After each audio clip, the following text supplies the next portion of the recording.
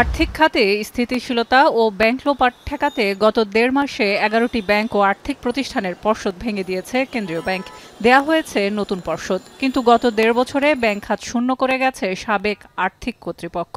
তাতে বাড়ে ঋণখেলাপি, সংকটে পড়ে ব্যাংকের তারল্য। এছাড়া বিদেশি সম্পদ গড়তে অর্থ পাচারে ভঙ্গুর হয়ে পড়ে পুরো আর্থিক খাত। এমন পরিস্থিতি থেকে উত্তরণে গঠন করা হয়েছে টাস্কফোর্স। নানা উদ্যোগে এখন বাজেট সহায়তা ও ব্যাংকিং খাত সংস্কারে ঋণ দিতে ইচ্ছুক দাতা সংস্থাগুলো। তারই প্রেক্ষিতে বিশ্বব্যাংক $1 বিলিয়ন দিতে আগ্রহী বাংলাদেশ ব্যাংকে। আজ গভর্নরের সাথে বৈঠকে ব্যাংকিং খাত শক্তিশালী করা এবং গ্রাহকদের আস্থা ফেরাতে কারিগরি সহায়তা দিতে আশ্বাস দেন বিশ্বব্যাংক। Which Bangladesh is going through some very important reforms, and I was encouraged by the plans that the governor of Bangladesh Bank laid out, and we will discuss further how we can best support their implementation.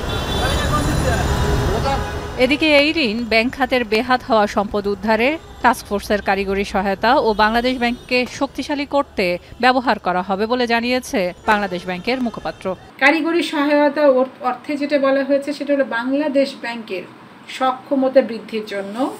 আসলে আমরা বিশ্বব্যাংকের টাকার কথা প্রত্যাশা করছি, তো central ব্যাংকের strengthening এর জন্য এই কম্পোনেন্টে বিশ্বব্যাংক টাকা দিবে। এবং আরও একটা বিষয় আছে যে স্টোলেন অ্যাসেট রিকভারি, এক্ষেত্রে বলা হয়েছে যে বিশ্বব্যাংক আমাদেরকে টেকনিক্যাল অ্যাসিস্ট্যান্স দিবে যাতে করে স্টোলেন অ্যাসেট রিকভারিতে আমরা সফল হতে পারি। এদিকে এই অর্থের সুদ হার কি হবে তা নিয়ে এখনো কোনো আলোচনা না হলেও তা আন্তর্জাতিক সুদের হারে পাবে বাংলাদেশ।